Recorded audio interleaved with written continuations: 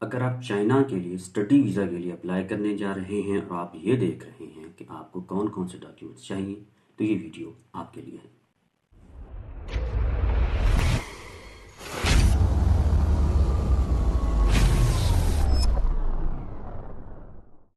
अस्सलाम वालेकुम, मैं हूं मोहम्मद इमरान और आप देख रहे हैं ड्रीम प्रिंस।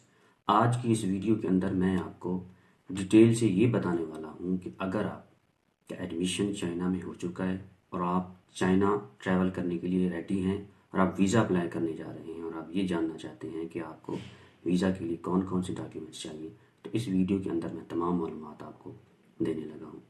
आपको एडमिशन वीज़ा अप्लाई करने के लिए टोटल 10 डॉक्यूमेंट्स चाहिए और ये वो डॉक्यूमेंट्स हैं जो आपको लाजमन अपने साथ लेके जाने हैं जब आप वीज़ा अप्लाई करने जाएंगे।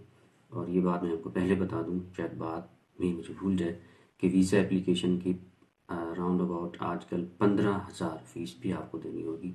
ये नॉर्मल फ़ी है। ये आप जब वहाँ जाते हैं अप्लाई करते हुए जेरिस ऑफिस के अंदर, वहीं पे आपको ये फ़ीस सबमिट करवाना पड़ती है। अच्छा, ये एक और बात ये है कि आपको वीज़ा अप्लाई कोई चाइनीज़ एम्बेसी में जाके नहीं करना होता। ये पहले होता था कि लोगों को अप्लाई करने के लिए एम्बेसीज़ के अंदर जाना पड़ता था, लेकिन बाद में एम्बेसीज़ ने अपना एक अलग काम संभाल लिया जो उनका होता है डिप्लोमेसी को, फॉरेन अफेयर्स को। लेकिन ये जो वीज़ा वाले काम है ये अब एक थर्ड पार्टी डील करती है, जो तकरीबन अब पूरी दुनिया में ऐसे ही होता है। पाकिस्तान के अंदर जो पार्टी इन चीज़ों को डील कर रही है वो है जेरिस, उन्हें जेरिस ऑफिस कहा जाता है। तो आप ये जो वीज़ा अप्लाई करेंगे ये जेरिस ऑफिस के अंदर अप्लाई करना होता है। इसमें आप जो डॉक्यूमेंट्स हैं, सबसे पहले आपके पास होना चाहिए आपका वैलिड पासपोर्ट। नंबर 1 पे आपका पासपोर्ट हो गया। दूसरे नंबर पे आपके पास होना चाहिए JW फॉर्म। JW फॉर्म अगर आपका पहले एडमिशन चाइना में नहीं हुआ तो आपको नहीं पता होगा। JW फॉर्म एक ख़ास रखना डॉक्यूमेंट होता है जिसके ऊपर यूनिवर्सिटी की स्टैंप लगी होती है। ये फॉर्म आपको यूनिवर्सिटी बाय कोरियर सेंड करेगी, ठीक है। JW फॉर्म आपको यूनिवर्सिटी ने सेंड करना है। मेरे ख्याल में बहुत से लोगों के पास शायद पहुंच चुका हो। इसके लिए वो आपसे आपका एड्रेस भी कंफर्म करेंगे ईमेल के ज़रिए। वो आप प्रॉपर, आपको पता है आप यूनिवर्सिटी के साथ कम्युनिकेशन में रहते हैं। दूसरे नंबर पे क्या हो गया आपका JW फॉर्म। और तीसरे नंबर पे है एडमिशन लेटर या फिर एडमिशन नोटिस। ये भी हार्ड फॉर्म के अंदर आपको यूनिवर्सिटी सेंड करेगी। यूनिवर्सिटी आपको नॉर्मली 2 डॉक्यूमेंट सेंड करती है, एक JW फॉर्म और दूसरा एडमिशन लेटर या फिर एडमिशन नोटिस। JW फॉर्म 2 तरह के होते हैं। CSE स्कॉलरशिप वालों के लिए डिफरेंट होता है और यूनिवर्सिटी स्कॉलरशिप वाले जो लोग होते हैं उनका डिफरेंट होता है। डिफरेंस सिर्फ एक नंबर का होता है, पर उनका एक ख़ास सीरियल नंबर होता है, उसमें फ़र्क होता है। फोर्थ नंबर पे आपके पास होने चाहिए आपके जितने भी एजुकेशनल डॉक्यूमेंट्स हैं, डिग्रीज या ट्रांसक्रिप्ट या फिर मार्कशीट्स, वो आपके पास होनी चाहिए और ये सारी की सारी अटेस्टेड होनी चाहिए। अटेस्टेड कहाँ से होंगी? एट द एंड मोफा से होंगी।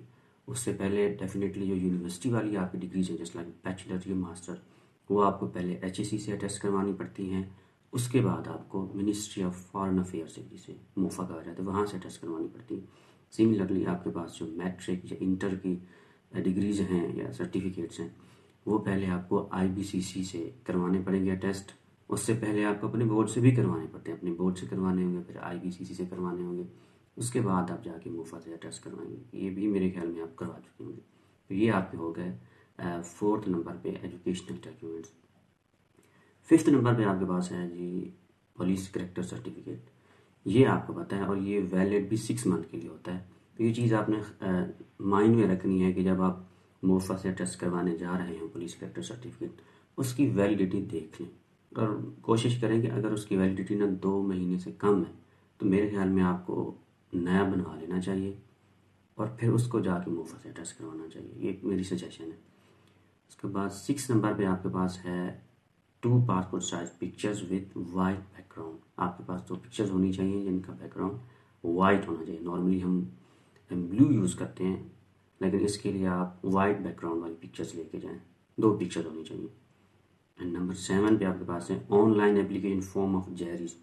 जब आप अप्लाई करेंगे ना जेरिस ऑफिस की वेबसाइट पे, वहीं से ऑनलाइन एप्लीकेशन फॉर्म जनरेट होगा जो कि आपने डाउनलोड करना है बाद में उसका प्रिंट निकालना है और प्रिंट आपने साथ लेके जाना है जब आप जेरिस में इंटरव्यू के लिए जाएंगे। एंड 8 नंबर पे आपके पास है अपॉइंटमेंट लेटर। आपको एम्बेसी में इंटरव्यू के लिए अपॉइंटमेंट भी लेनी पड़ती है। मज़ीद ये आप कंफर्म कर लीजिएगा जाने से पहले कि समटाइम सुनने में आया है कि आजकल शायद वो अपॉइंटमेंट के बगैर भी लोगों की एप्लीकेशन ले रहे हैं। ये फिर आप बेहतर जानते हैं, पाकिस्तान में बैठे हुए हैं, तो ये आप कंफर्म कर लीजिएगा। लेकिन फिर भी आप ऑनलाइन अपॉइंटमेंट के जब अप्लाई करेंगे तो आपको वहीं से उसका भी प्रिंट ले लेना है, क्योंकि जब लास्ट टाइम हम गए थे तो अपॉइंटमेंट लेटर लेके गए थे प्रिंट निकाल के, जो कि वहाँ पे उनके सिक्योरिटी गार्ड ने चेक किया था, फिर हमें अंदर जाने के लिए उसने अलाउ किया था। एंड 9 नंबर पे आपके पास है focal person in China. Focal person in China ये बेसिकली एक्चुअली आपका सुपरवाइज़र होना चाहिए जिससे आपने एक्सेप्टेंस लेटर लिया था। लेकिन बहुत से लोग ऐसे होते हैं जिन्होंने एक्सेप्टेंस लेटर के बगैर अप्लाई किया होता है, तो वो फोकल पर्सन की जगह मेरे ख्याल में कोई ना कोई बंदा यूनिवर्सिटी से या इंटरनेशनल ऑफिस से, उस रेलिवेंट यूनिवर्सिटी के, उन्होंने ज़रूर आपको अप्रोच किया होगा, आपसे कांटेक्ट में वो होंगे रेगुलर। तो आप बेशक उनकी डिटेल्स लिख सकते हैं अगर आपका सुपरवाइज़र नहीं है तो।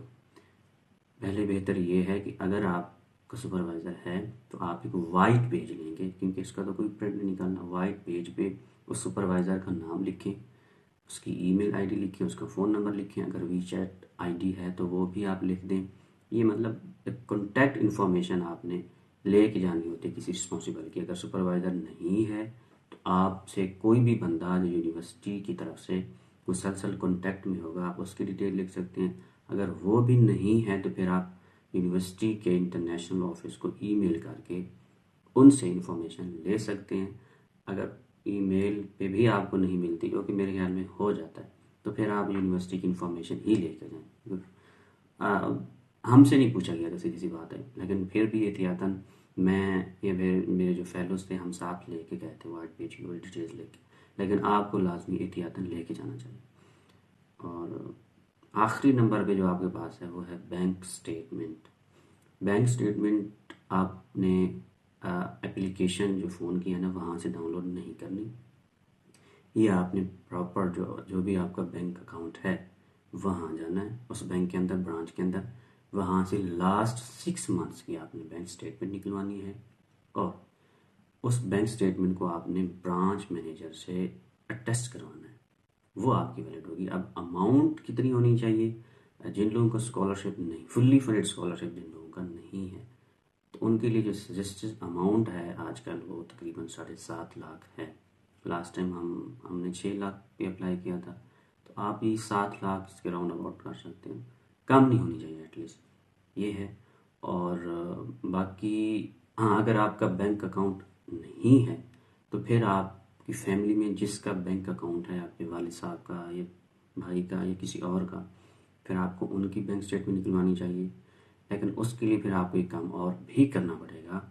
उसके लिए आपको एफआरसी बनवानी पड़ेगी कि जिस फैमिली मेम्बर की आप बैंक स्टेटमेंट यूज़ करने लगे हैं उनको फिर आपने डेफिनेटली एफआरसी के अंदर मेंशन करना होगा। ये प्रूफ देना होता है कि हाँ जी, ये हमारा फैमिली मेम्बर ही है जो हमें स्पॉन्सर कर रहा है। अगर आपका अपना अकाउंट है और वर्किंग में है तो बेहतर यही है कि आप अपने ही स्टेटमेंट निकलवाएं। तो ये थे आपके ज़रूरी डॉक्यूमेंट्स जो आपको वीज़ा अप्लाई करने के लिए चाहिए। अगर आप इसी तरह की मज़ीद मालूमात लेना चाहते हैं एडमिशन के बारे में, स्कॉलरशिप्स के बारे में, तो आप हमारे चैनल को फॉलो कर सकते हैं। मिलते हैं अगली वीडियो में, तब तक अपना ख्याल रखिए। अल्लाह।